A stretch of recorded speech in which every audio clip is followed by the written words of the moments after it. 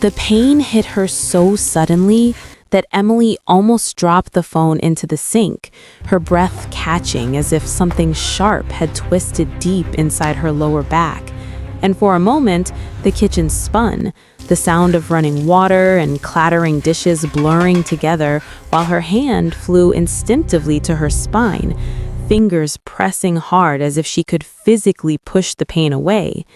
She hadn't lifted anything heavy, hadn't slipped, hadn't done anything at all, and yet the ache was fierce, wrong, and frightening in a way she couldn't explain. So, without thinking, she tapped her father's name on the screen and whispered, "Daddy, my back hurts." Her voice thinner than she intended, trembling despite her effort to sound calm. Before we begin, don't forget to hit like. If you're enjoying the video and haven't subscribed yet, now's a great time. It's a small click that makes a big difference for us. Let us know your thoughts and ideas in the comments below. Your feedback means a lot. Back to the story.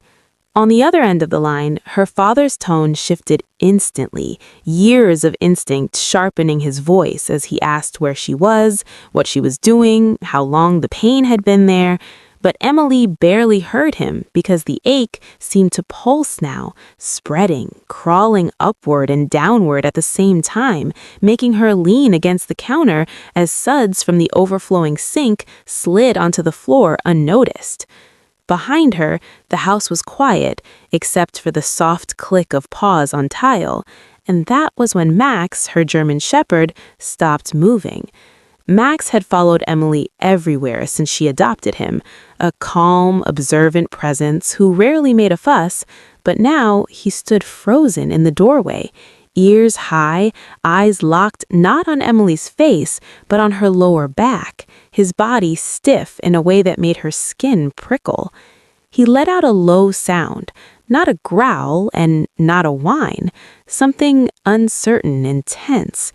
And Emily turned her head slightly, confused, asking him softly what was wrong, even as her father's voice rose through the phone, telling her to sit down, to breathe, to call emergency services if the pain worsened. But Max didn't move closer, didn't wag his tail, didn't respond to her voice at all.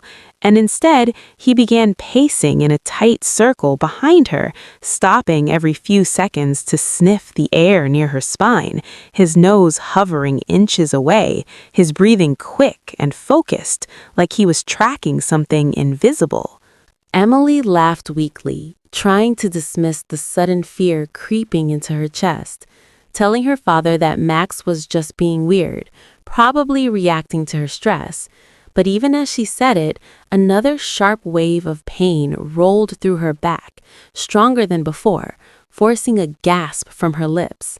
That was when Max barked, loud and sudden, the sound exploding in the quiet kitchen, and Emily jumped so hard she nearly lost her balance, the phone slipping in her hand as Max rushed forward and pressed his nose firmly against her lower back, sniffing insistently, pawing gently but urgently, as if trying to point at something she couldn't see. Her father heard the bark through the phone and demanded to know what was happening, his voice edged with concern now.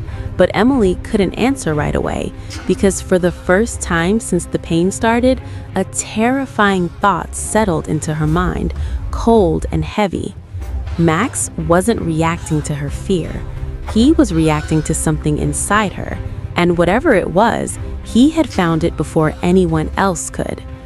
Emily's heart began pounding so hard she could hear it in her ears, louder even than her father's urgent voice spilling through the phone.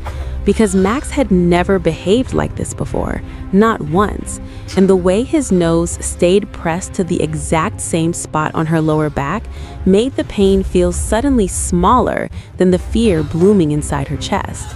She slowly turned her body sideways, gripping the counter for support. And when Max shifted with her, keeping his focus locked on that same area, she felt a chill run through her despite the warmth of the kitchen, a quiet realization forming that something was deeply wrong in a way she had been trying to ignore. Her father told her to put the phone on speaker, his words coming faster now, sharper, as he asked her to describe exactly where it hurt, exactly how it felt. And Emily found herself answering automatically, explaining the pressure, the stabbing waves, the strange numbness creeping into her legs, while Max paced and barked again, his tail rigid, his movements frantic but controlled, like he was trying to warn them both without knowing how. That was when her father's voice dropped, steady but tight, and he told her he wanted her to call an ambulance immediately, no arguments, no delays, because pain like that did not come out of nowhere. Emily hesitated because fear has a way of making people doubt even the clearest warnings, but before she could protest, Max suddenly moved past her, claws scraping against tile as he rushed toward the hallway, barking loudly, stopping, then barking again, looking back at her and then toward the front door, as if urging her to follow. She felt her breath hitch, a strange certainty settling in her bones that Max wasn't panicking. He was directing, guiding her the same way trained dogs do when every second matters. With shaking hands, Emily called for emergency services, describing the pain, the dog's behavior, her father's voice still present in the background, grounding her, steadying her. And within minutes, though it felt like hours, sirens echoed in the distance.